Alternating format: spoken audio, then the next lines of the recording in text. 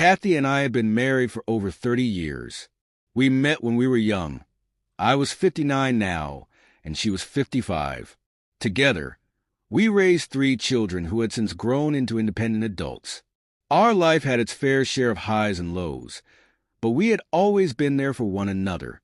Through it all, Kathy was my everything, the person I built my life around.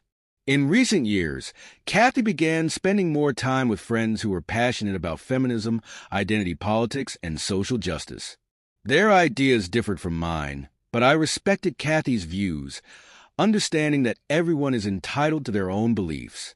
Occasionally, Kathy and I would discuss these topics, each trying to understand the other's perspective. I didn't take her ideas too seriously at first, finding some of them a bit radical or idealistic, but I didn't push back strongly. However, Kathy often spoke passionately about the ways women have been oppressed, which unsettled me because I knew she hadn't personally experienced much of the discrimination she described. Whenever conversations grew uncomfortable, I would steer them towards safer ground. I worried that Kathy was being influenced by the angry voices we often saw on TV, those who advocated similar ideas but, in my opinion, sometimes lost credibility when their arguments turned into shouting matches. Still, I never imagined how deeply these ideas would come to impact our lives. One day, Kathy sat me down and expressed her dissatisfaction with our marriage. She said she felt trapped and unfulfilled. I suggested we try therapy to work through whatever issues she was facing, hoping it might help us find common ground. But Kathy insisted she needed some time away, requesting to take a solo vacation instead. Though reluctant, I agreed, wanting to support her in finding whatever peace she was seeking. When she returned a week later, she seemed transformed in a way that was difficult for me to process. She had cut her hair short and had a new air of confidence about her. There was no warm hug or loving greeting when she came home. It was as though she had emotionally distanced herself from me. It was unsettling, leaving me to wonder what had changed during her time away. From then on, Kathy started spending even more time with her friends, attending rallies and protests. Some of these events clashed with my values, and I worried about the direction her life was taking. We had a serious conversation where I shared my concerns, asking her to rethink some of the choices she was making. But my words didn't seem to reach her. She continued to immerse herself in these activities. Things came to a head when she was detained for blocking traffic during a protest. I went to pick her up from the police station, hoping that this experience might encourage her to reconsider her priorities. On the ride home, I tried to discuss the matter, but Kathy remained silent, and I felt my fears deepen. Soon after, she began using social media, particularly TikTok, to share her feminist views, and quickly gained a significant following. She spent hours creating content, dedicating more time and energy to this new online presence than she had to our marriage. One day, I stumbled across one of Kathy's videos. In it, she was addressing women directly, discussing the unhappiness that often comes from losing one's sense of self in family life. She urged women not to end up as miserable older women who felt resentful and trapped. She advised her audience to build lives of their own, independent of their families, suggesting that life after raising children should still hold joy and fulfillment for women. Her message felt painfully close to home. I confronted her that evening, voicing my frustration. I felt that Kathy was encouraging women to abandon their families. She met my words with a shocking announcement. She was leaving me. She said she had already packed her bags and needed freedom to find her own happiness. Her words cut deep. She explained she no longer wanted the responsibilities of being a wife and grandmother, that she felt as though she had been living in a prison. I was left speechless, feeling as if I had lost her to the influence of people and ideas I didn't fully understand.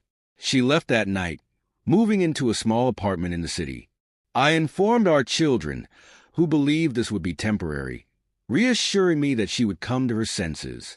But a few weeks later, I received divorce papers. It became painfully clear that this was no phase. Kathy had planned it all.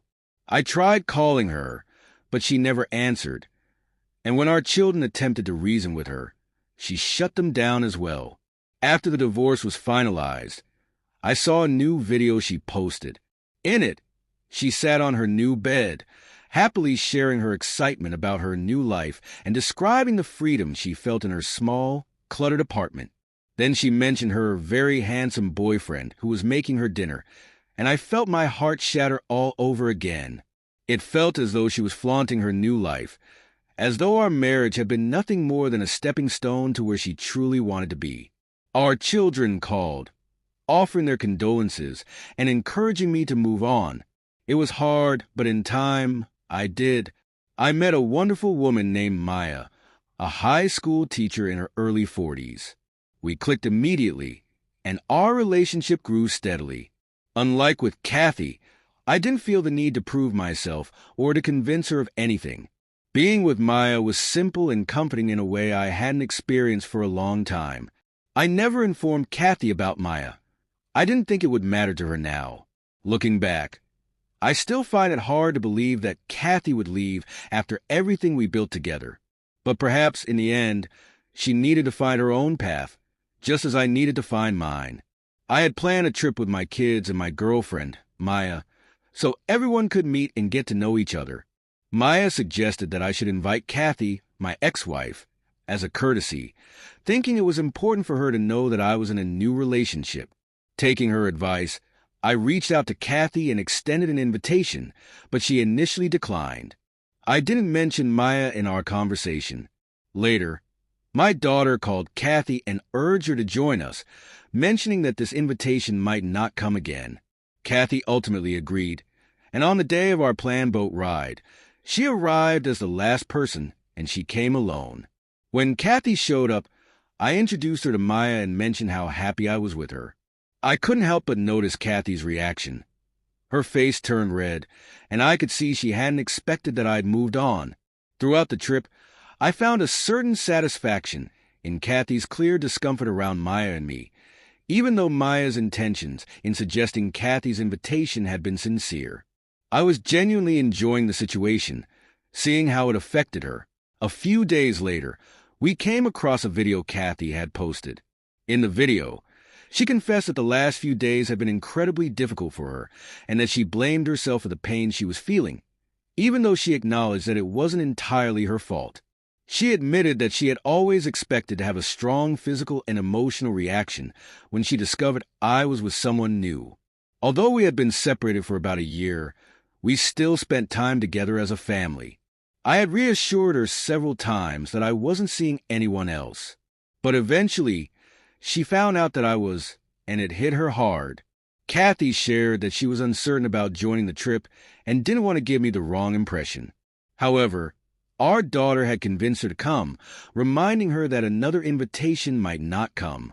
In hindsight, Kathy understood why our daughter said that.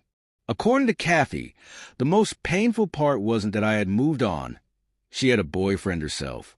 What hurt her was that I hadn't told her about Maya. Kathy believed she felt safe around me because she thought I still cared for her, and the invitation to the trip had given her a false sense of security. During the trip, she stumbled upon some text messages, and it devastated her emotionally.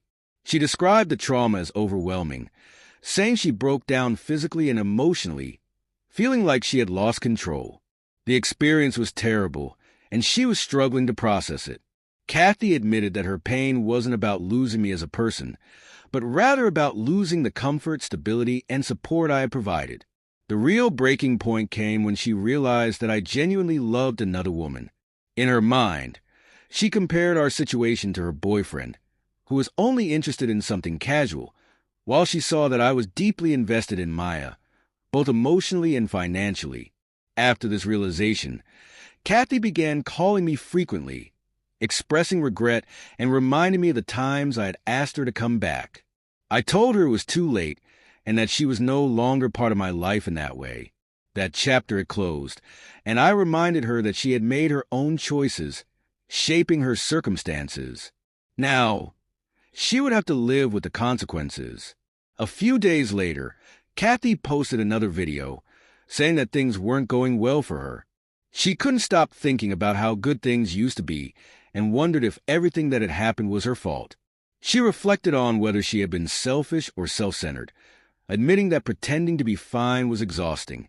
Kathy said she thought she had been in shock initially, but reality was beginning to sink in. She acknowledged that while worse things happen in the world, she was struggling to imagine her future without her family. She could only recall the good times, finding it hard to remember anything bad. She mentioned a close friend who had invited her to dinner, along with her friend's children, and she had even bought gifts for them. Kathy thought about joining them rather than spending the evening alone, but it felt strange to her. She admitted that she missed the feeling of being part of a family and started to consider whether being miserable might be worth it if it meant having her family back. Kathy ended the video by saying she felt lost and uncertain about who she was without her family, and the realization was overwhelming her. One day, my daughter called, asking me to do something to help with the situation, but I told her that her mother had chosen this life. I reminded her that I had tried to stop Kathy from making the decisions she did, but she wanted freedom, and now she had it. Kathy was free to pursue her new relationship and explore life as she saw fit. My daughter understood but expressed sympathy for her mother's poor choices. Kathy later posted yet another video. In it, she questioned her decisions, wondering why she had made the choices she did. She shared that she had recently dreamed about me, where I appeared with an injured hand, crying and asking for help.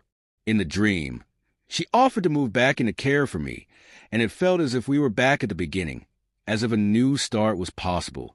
Waking up from the dream was difficult, and she admitted that it made her feel as though she still loved me and always would.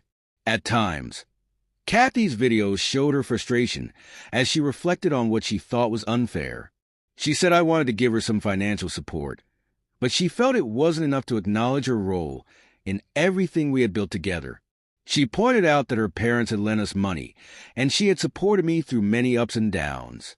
However, she felt that all her mistakes were being held against her while mine were overlooked. She said that society often devalues women after years of caring for others, expecting them to fend for themselves.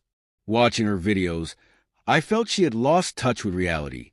The divorce settlement had been fair, done strictly by the book, and I didn't believe she had the right to cast me as a villain in her narrative. For a moment, I thought about responding or even taking legal action, but Maya convinced me to let it go. Our children also reached out to Kathy, asking her to apologize for her posts and warning her that they might cut her off if she didn't. With no other choice, Kathy issued a weak apology, citing her mental health struggles as the reason for her behavior. A few days after this final apology, I married Maya, and I decided to unfollow Kathy on all social media.